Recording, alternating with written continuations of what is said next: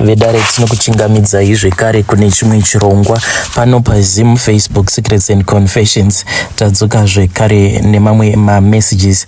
Regedzai tibva tapinda mumamessages edu atadzoka takakubatirai. Pane imwe message iyo yandakatumidzirwa ichibva kuna vanzvadzi vedu. Zvakangoma zvoveduwe, vanhukadzi havasi kuzorora, vari kurakidza kuti ivo vari pahard target chaiyo. So confession yavanzvadzi vedu yakamira sekudai. So hanzi makadii zvenyu mukomanashi, inini ndinodawo kureurura izvo zvandakaita apo pandainge ndichiri kuzimu, inini nemurume wangu patainge tichiri kuzimu, patainge tisati tauya kuno kwatiri kurarama tiri kuno kuSouth Africa. So zvakaitika mukoma ndezvekuti murume wangu uyu paakanditora apo pandainge ndichiri kuchikoro. At that time I was only in form 4, handina kana kuzotombokwanisa kuti ndinge ndichitombopedzisa kunyora form 4 yangu. So akati anditora murume wangu ndikatanga kugara naye, then iye ainge achiita zveugweja. It was him and his other friend, nevamwe avo vaainge achiita zveugweja navo. Saka nekufamba kwenguva mukoma, I then found out kuti murume wangu ainge achiita zvechipfambi. In particular aiva neimwe pfambi yake iyo yaainge achidanana nayo, and ndichizosvika pakuudzwa zvose izvi ndakaudzwa zvichinzi iye ndiye ainge achitonyengerera pfambi yake iyoyo. Hanzi pfambi yacho yaitorakidza kuti iyo yainge isingamudi, but iye murume wangu ndiye ainge achida pfambi iyi. Saka mukoma, zvinhu zvekuti zvakandirwadza kusvika pekupedzisira, kurwadziwa mukoma zvekuti ndakashaya kana pekubata because of the pain, and I didn't know kuti pain yacho ndingaiburitsa sei mumwoyo mangu. Kudzamara mukomanashi ndazosanganawo nefriend yake, takangosanganawo when I was thinking of actually going kuti ndinge ndichingoenda kunozvisungirira. Ndo pandakasangana nefriend yeshamwari yangu uyo waainge achiita zveugweja naye. Saka takati tasangana kudaro, ndokubva andibvunza kuti ndainge ndichienda kupi. Ndikabva ndamunyepera zvangu kuti ndainge ndichida kungotenderera zvangu, just kungobvisa stress. Then akabva azoona kuti ndainge ndine tambo. Saka tambo iyi zvandainge ndakaita pandakabuda pamba, ndainge ndakaisa tambo kumusana kwangu, then ndikabva ndazobereka mwana wangu.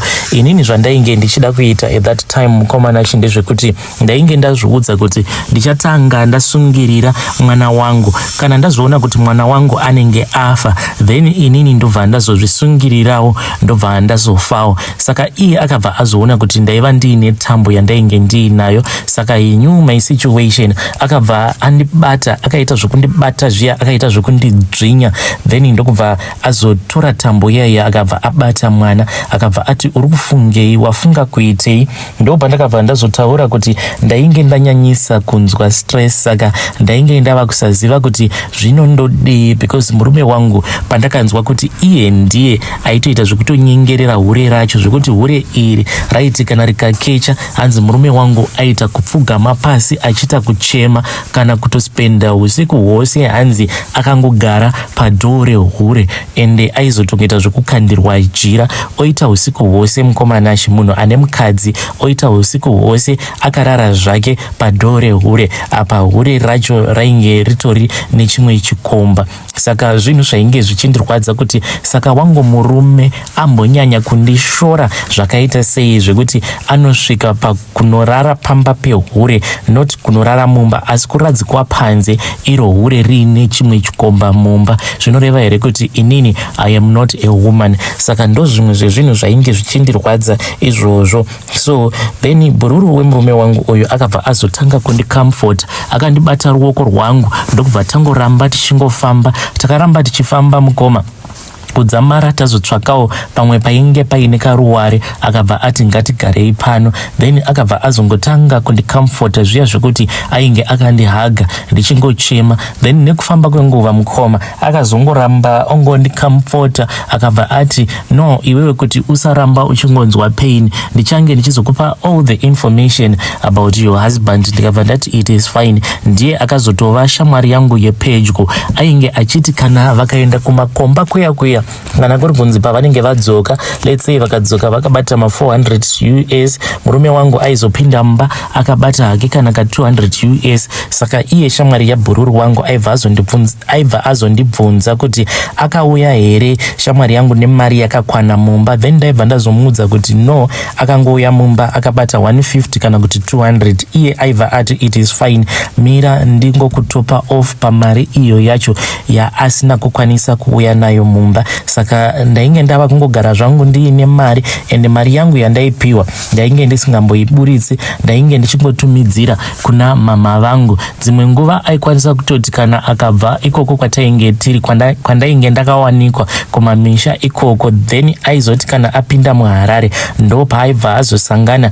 nevamwe sisi vangu, ndova aizotengera grocery rekuti vange vachizoenda kunorisvitsa kuna mama. Iye ainge ava kutoplaya as if kuplaya role as if ndiye ainge atova mukuwasha wamama vangu. I started respecting a lot, and semunhu ainge asati aroora, I then started imagining ndichiva mudzimai wake, but iye ainge achiti hazviite kuti iwewe unge uchizoita mukadzi wangu nyangwe zvangu ndichikuda, but hazviite kuti uite mudzimai wangu because inini ndiri munhu wekuti I am a neighbor kumurume wako. Saka zvinokwanisa kuzonetsa mune ramangwana. So mukoma takangoramba zvedu tichingodanana kudzamara tazotanga kuita bonde. Takaita bonde mukoma inini nemurume uyu, amenoti takaita bonde kangani. It was like almost an everyday thing. Tainge tava kungogara tichingoita bonde each and every day. So mukoma ndakabva ndazobatira pamuviri. Ndakati ndabatira pamuviri kudaro ndo pandakabva ndazofind out kuti pamuviri apo pandainge ndabatira painge pasiri pemurume wangu, painge pari pe best friend yake. Ndakabva ndazotaura nebest friend yemurume wangu kuti ndo zvainge zvaitika izvi. Ndikamuudza kuti ndainge ndabatira pamuviri, ndikamuudza kuti ndainge ndichifunga kuti ndinge ndichizobvisa pamuviri. Iye akabva ati no, I do not want you to do that. Ndikuda kuti mwana uyu unge uchizomuchengeta because mwana uyu ndiri kumuda. Ndikabva ndati alright, it's bore. Ndo pandakabva ndazochengeta mwana wacho iyeye mukoma. Mwana uyu wandakazvara ndakamuzvara nebest friend yemurume wangu, ende zvinhu izvi ndingangoti sisi vangu ndo vanoita kakunyumwa kuti asi why bamunini. Vanongotiwo bamunini kune best friend yemurume wangu, vanongoti asi why bamunini. At that time vainge vachiita pikerere yekuti vange vachindipa magroceries ekuti ndinge ndichienda kunopa muchembere kumusha. Saka vanongogara vachingobvunza zvinhu izvozvo, but at the end of the day inini zvangu sisi handina kana kumbogara ndakavabudira pachena kuti this is what went on. Handina kuvaudza kuti inini nemurume uya takazotosvika pakuzvara tose mwana, but ndo the truth of the matter, and ndo zvakatoitika mukomanashi kuti inini ndakazvara nebest friend yemurume wangu. Handisi munhu anganzi ndine chipfambi inini, handina chipfambi zvachose, asi mukomanashi ndakaiswa mune mamwe masituations ekuti ndakarwadziwa kuda kutonosvika pakuzviuraya because of the pain that I was feeling. The pain that I was feeling at that time, it was just too much. I could not control my emotions. Kunosvika pakutoda kutanga ndasungirira mwana wangu ndichizviudza kuti once inini kana ndikagara ndasungirira mwana wangu handizotyi rufu, but at the end of the day murume iyeye ndiye akazondiseva. At the end of the day I feel like kuzvara kwandakaita naye mwana, it was a way of thanking him because ndiye akazondidzosa back to my senses. Iye akabva azoti kwandiri, now that iwewe wava wangu handisi kuda kuti ubve pamurume, ndikuda kuti urambe wakagara pamurume, but mumwoyo mako ziva kuti iwewe unoda inini. Kunyangwe paya pamunenge muchiitana ndoda kuti ugare wakaisa inini mumwoyo mako so that unge uchizomukaurisa, and that is what I do to my husband.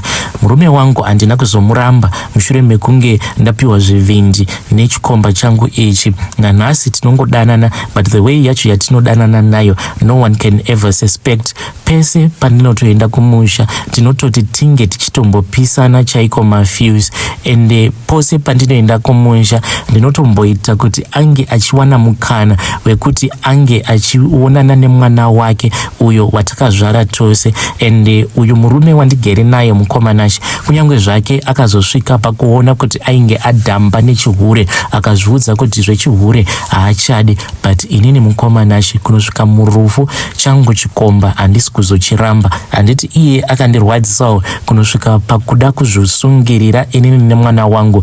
Manje neniyo, this is my time. Changu chikomba handifi ndakarambana nacho.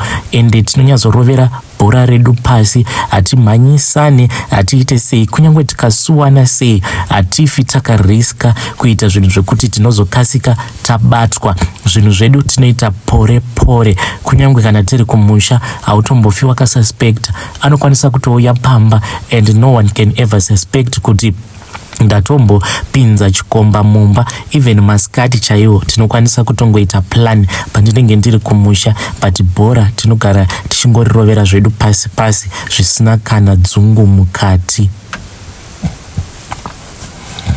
Hey vedare, ndo message iyo yandakatumidzirwa ichibva kuna vanzvadzi vedu. Zvakangooma hazvo vedu we, please ngatizamei kuti tinge tichitaura navo vanzvadzi vedu ava mucomment section. Hanzi inini handisi kana kuzomborambana nechikomba changu.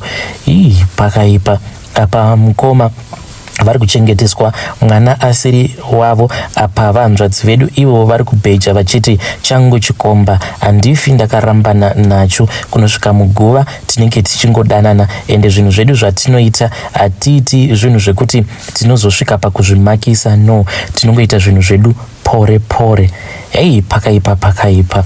Just imagine apa hanzi your best friend ndiye anenge achitoziva mamoves ako ose. Kunyange ukati ndikuenda kwakati, iye ndiye waunenge uchitozivisa, then ovazotosara zvake achifara nemudzimai wako. Apa hanzi ndinoti kana ndichida kuti iye ange achiona mwana wake tinongoita plan, then munhu obva atoonana nemwana wake. Zvakangooma hazvo vedu we. Regedzai tibva taenda panyedu inotevera. Ndakatumidzirwawo voice note richibva kuna vanzvadzi vedu. Regedzai ndikuplayerei voice note racho iroro ravakanditumidzira. Zvine chiitiko zvakaitika mumatezo ase kutorerwa zvipfeko zvemukati zvemadzimai. Apa ndine umwe wacho ukatorerwawo zvipfeko zvemukati nechemwana, kutora nechemwana asati abereka hake. Mwana wangu ane 4 years, uri kushanda 4 years, une 3. Uri kushanda 4 years. Ini ndine 27 years, ndo makore ndinawo. Saka ndine chichemo muri eZimbabwe kuti dai matibatsirawo village inonzi mateswa.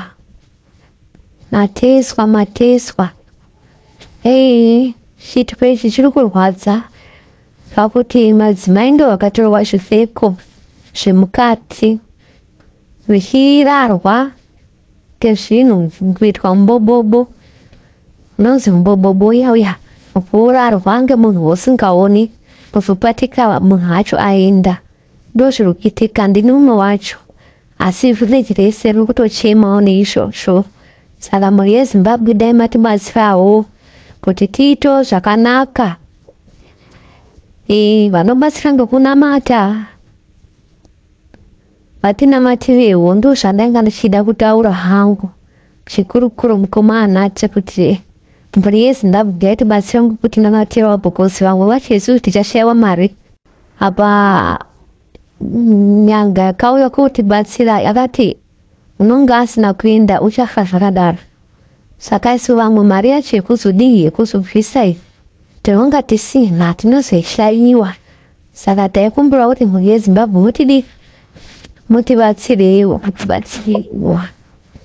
Because chitiko ichi chakashamisa kuona sagi 50 kg yemapendi evanhu angachitorwa munyika yemateswa. Mateswa iri muChipinge, mateswa yacho kuChipinge. saka mhuri yezimbabwe tibatsireiwo ngemunamato because vamwe vafezu tichashayiwa mari. Handina mari asi ini zita rangu rinoitwa Lirosi. Saka ndibatsireiwo because mari ndikaishayiwa ndichaudza murume achataura hanyovu dzake because pane madays apera pa 2022 akabva Joni echiuya pamba pake panapa pandakagara echiti pandakasangana naye zvikanzi iwewo hausi kundinakira. Saka ndakabva ndatorimemba kuti shit, ndinganaka sei ini ndichirarwa nechinhu chindisingaoni. Murume wangu alipfekwa fesi yake kupfekwa ndo akaipa echiuya kumushandisa murume wangu. Saka mhuri yezimbabwe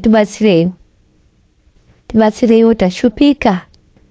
Totochemera mhuri yezimbabwe madzimai kunyanya tisu tiri kushungurudzika asitereki because umwe unoenda kuperiod kusikaperi otofa. Saka tibatsireiwo mhuri yezimbabwe ipapo tashupika. Ende ndino umwe wacho ndinotoenda kumaperiod kusikaperi because nogona kana kuita 3 months ndichitoenda. Saka mhuri yezimbabwe tibatsireiwo tapota kukumbira kubatsirwa pamatezwa pakaitika chiitiko chakaomarara chinovhundusa chinorovesa hana kuti nevana vachechi. Mwana wangu mufunga wakatorerwa chipfeko chake ane 2 years here kana kuti 2 years 2 years. Ngorika ndatanga kugara muno ndakatanga kugara 2020 muna December 2021 2022 yainga ane makore 2 years ndo pandakatorerwa chipfeko chemwana ndochozotorerwa changu ndochobva ndaenda kobatsirwa ndo pandakazozviudzwa kuti mune chipfeko chemusikuona. Saka taikumbira rubatsiro mhuri yezimbabwe, mubatsiro madzimai vabatsirike because chiitiko ichochi chinorovesa hana. Ndo message iyo yandakatumidzirwa ichibva kuna vahanzvadzi vedu. Zvakangoma zveveduwe kana kuri kunzi munenge muriwo church muchidawo kubatsira vanhu ava vanogara muvillage iyi, you can come to my inbox toona kuti vangabatsirikana sei, nekuti hanzi vanhu vatambudzika, vanhu vatambudzwa nemweya yerima. Hanzi dzimwe nguva tinoita kana 3 months munhu uri kuperiod non-stop. Murume kana ava kunosangana newe pabonde anobva ati pauri hapana kana chandinombonzwa, hanzi hauna kana test. Zvakangoma zvoveduwe. Please ngatibatsireiwo vanhu ava kana murikowo vemachechi kana muchida kuendawo ikoko kunonamatira vanhu, you can come to my inbox then ndobva ndazokupaiwo manumbers evanhuwo vanobva kuarea ikoko.